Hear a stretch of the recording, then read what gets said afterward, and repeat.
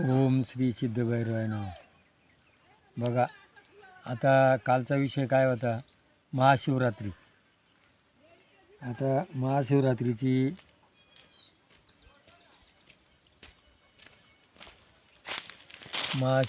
माहिती सांगितली. आता महाशिवरात्रीला काय दिलं जातं? कौठ आणि खजूर.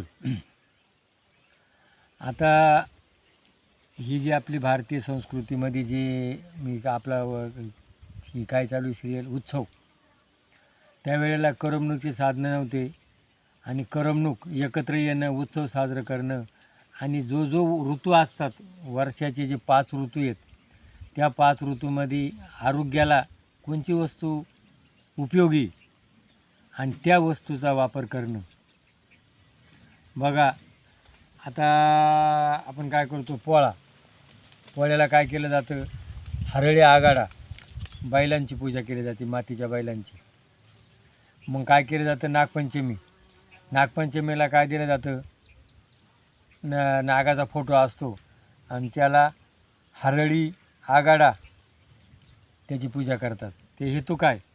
का त्यावेळेला पावसाचं वातावरण असतं, त्या वातावरणात घराच्या बाजूने साप असतात आणि जर सर्पदोष झाला तर हरळी आणि आघाडा सर्पदोष, विंचूदोष याच्यापासून बचाव होतो.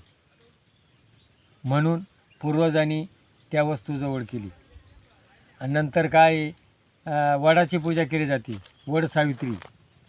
का वड ही वस्तू अशी आरोग्याला, त्याच्यामध्ये वजन व्हायचं प्रमाण जास्त आहे आणि वडाचा वापर केल्यानं आरोग्याला प्राप्ती होती, म्हणून वडाची पूजा केली जाते. नंतर मग श्रावण महिन्यामध्ये उपवास धरले जातात. का त्यावेळेला पचनक्रिया कमजोर असती आणि त्या पचनक्रियेकरता उपवास, त्यावेळेला व्रत वाक्य केलं जातं, म्हणजे आरोग्याला फायद्याचं आहे. नंतर मग दिवाळी येते. दिवाळीला काय असते? थंडी सुरू होणार असते. मग त्यावेळेला तळलेले पदार्थ, तेलकट पदार्थ, शरीराला स्निग्ध पदार्थ जर असले तर अंगात उष्णता तयार होते आणि मग दिवाळीला त्यावेळेला ते पदार्थ खाल्ले जातात. नंतर काय असते? तीळ संक्रांत, तिळगुळ घ्या, गोड बोला. त्या निमित्तानं समाजामध्ये भांडणं झाले असतील, ते एकमेकाला गोडी करून घेतात आणि मग ते मिटवले जातात. आणि तिळाचा वापर जर केला, तीळ हे खाल्यानं लघवीचे विकार, लहान मुलगा जर झोपेत लघवी करत असेल तर तीळ आणि गुळ एकत्र करून जर दिलं तर त्याला लघवी त्याची झोपात करीत नाही. आणि मूत्रविकाराचे काम, तीळ हे स्निग्ध पदार्थ आहे. तिळामुळं काय असतं? शरीरामध्ये उष्णता तयार होती आणि तीळ आणि गुळ हा वापर करा. बघा, आपले पूर्वज किती दूरदृष्टी होते. नंतर मग तीळ संक्रांत झाली. तीळ संक्रांतीनंतर काय असतं आपल्याला? हे महाशिवरात्र. मग गुढ काय असतो? उन्हाळा सुरू असतो. उन्हाळ्यामध्ये काय? पित्तविकार, उष्णता, पाचनशक्ती कमी होणं.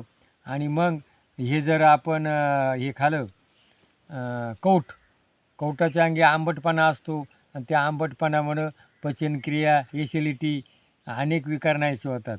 खजूर ही आहे ना, पोट साफ करण्याकरता आणि शक्तिवर्धक अशी ही खजूर आहे आणि मग त्या खजुरीचा वापर केला जातो. तर आपल्या भारतीय संस्कृतीमध्ये हे ज्या काही गोष्टी आहेत, ह्या आपल्या संस्कृतीमधून एक व्रतवाक्य आणि उपास याच्यातून केले जातात. म्हणून कौठ आणि खजूर याचा वापर केला जातो. म्हणजे आपली जी भारतीय संस्कृती किती महान होती, यांनी लोकांना अनेक प्रकारे विचारसरणी दिलेली. आणि मग आपण आज म्हणतो आपण विज्ञान युगामध्ये आपण खूप शिकलो, पण आपले जे पूर्वज होते ते खूप दूरदृष्टी होती.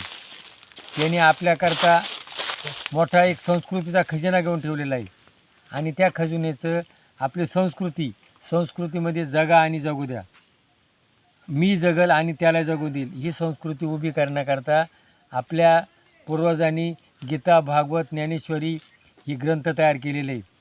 पण आज काय झालेलं आहे? आपण संस्कृतीला विसरलो, पाश्चात्य अनुकरण घेऊ लागलो आणि पाश्चात्य अनुकरणामुळं आपण काय दुःखात कारणीभूत पडलो आणि सतत गोळ्या, औषधं, इंजेक्शनं आपल्याला आपल्या पूर्वजांनी काय दिलेलं आहे, योगासनं दिलेलं आहे, प्राणायाम, व्यायाम, सूर्यनमस्कार.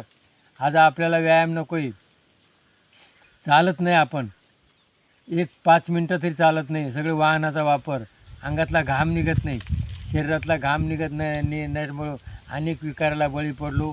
आणि आपण हे जे फवारलेले अन्न खातो, सेंद्रिय खताचं अन्न खात नाही, दही दूध गेलेलं आहे, म्हणून आज आपण आजाराला बळी पडलो. म्हणून आपल्या भारतीय संस्कृतीत विचारधारा आहे, म्हणून गीता भागवत करीती श्रवण अखंड चिंतन विठोबाचे. त्याच्यामध्ये गीतेमध्ये काय खावा, कसं खावा, केव्हा खावा, आहार कसा असावा, याचं सगळं विवेचन केलेलं आहे. आणि मग आपल्याला जर सुख पाहिजे असेल तर आपल्या संस्कृतीकडे वळा आणि आपली संस्कृती जपा. जय भैरवनाथ महाराज की जय.